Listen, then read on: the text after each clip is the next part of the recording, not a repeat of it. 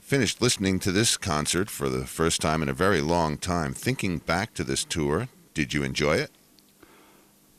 Not while I was on it, but I enjoyed talking about it afterwards. Do you recall whether or not this was a successful tour? It was. It cost me, I think, with the album and everything else, it cost me about 70 grand pounds. It cost 70,000 pounds? Well, it's not bad considering that, we were travelling everywhere by limo, and we had a few gigs cancelled, so we ended up in LA for 8 days doing nothing. Mm-hmm. Do you remember how long a tour it was? 5 weeks. Or 5 weeks and 3 days. We got stuck in Miami for 3 days during a hurricane, and we couldn't leave. It sounds like you guys had a lot of time off.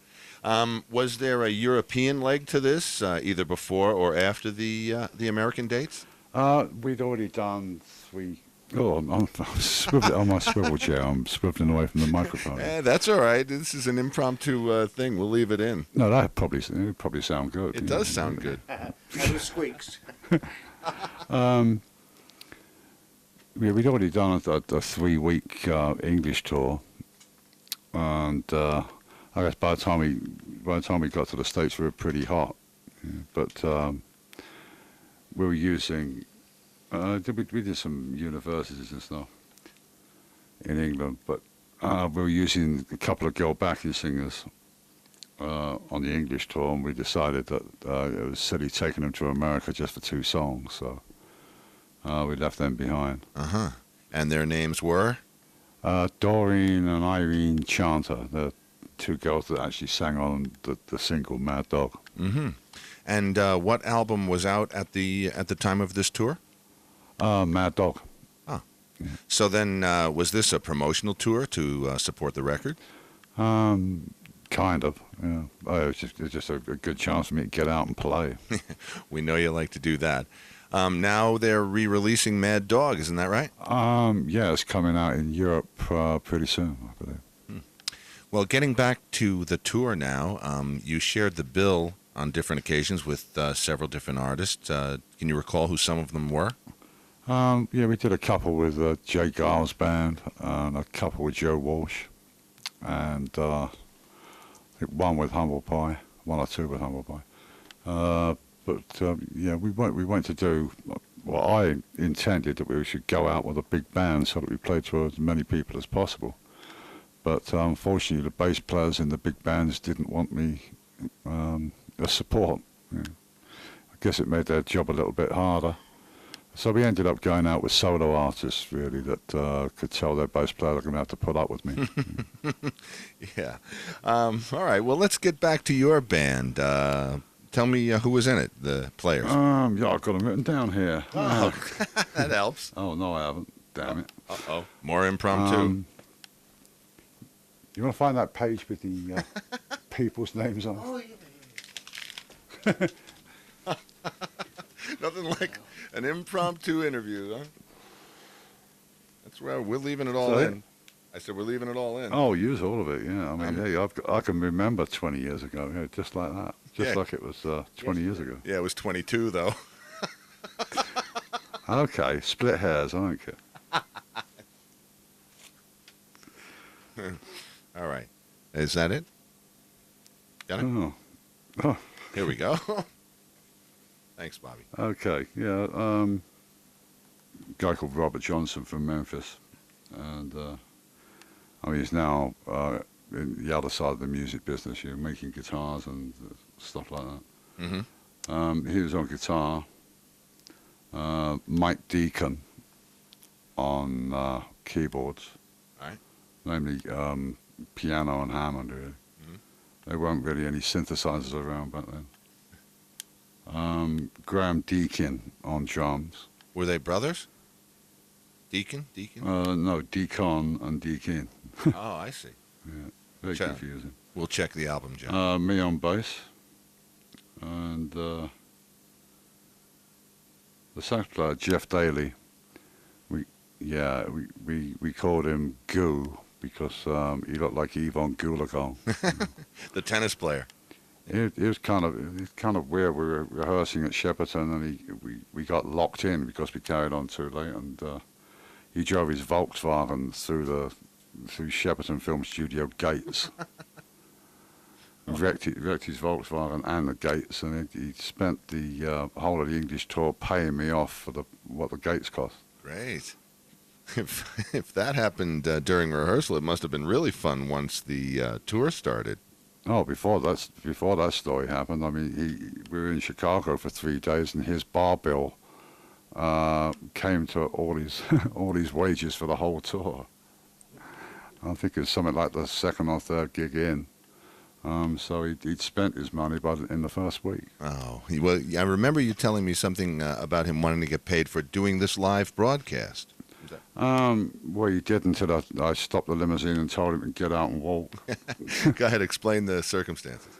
Well, we'd actually done this show, and he insisted on getting paid for extra for a radio broadcast. He was a session musician, so he had a session brain. And I said, well, if you want to get paid for the radio broadcast, you don't get any of these other perks. And I stopped the limousine and made him get out and walk. Whoops. I paid him for the radio show, but... Oh, that was nice. And did he really get out and walk?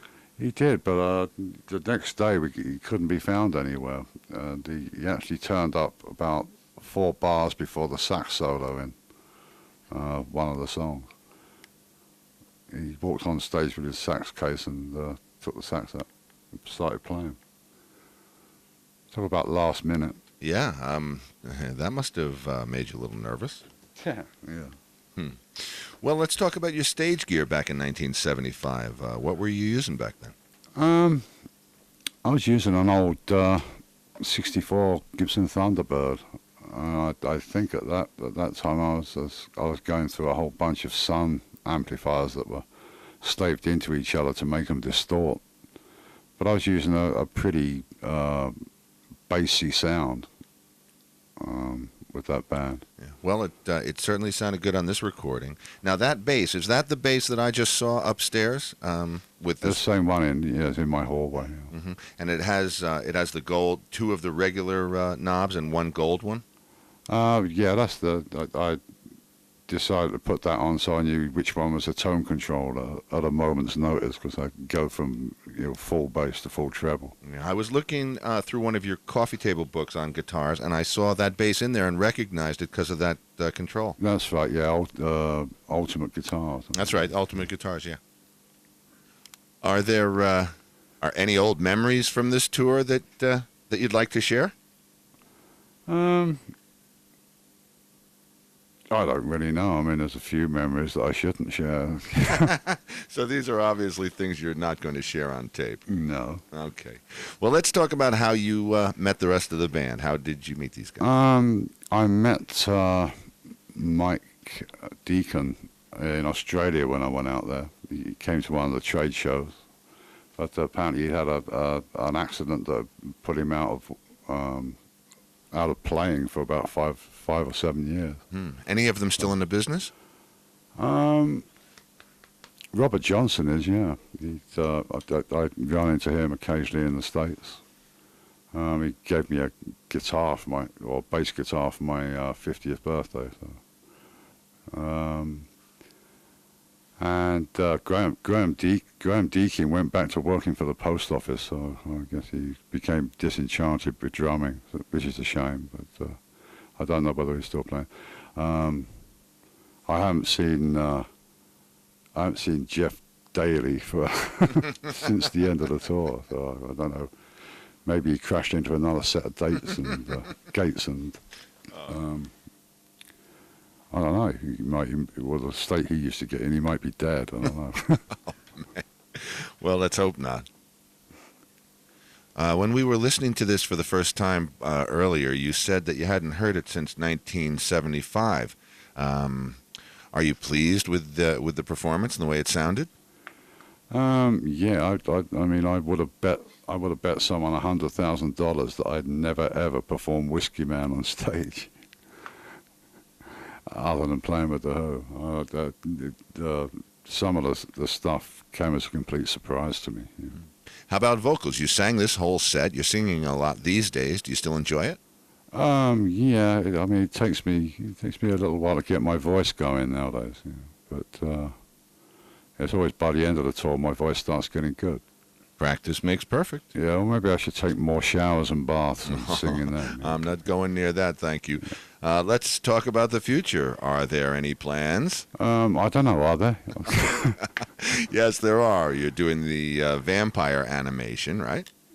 Yeah, I'm working on a soundtrack for that. And, of course, there's the new solo album, right? A new album. Right. And making plans for another solo tour. Okay, keep prompting. Yeah. And what else am I doing, Steve? Come on, man. We're supposed to keep this like a regular interview, man. Yeah.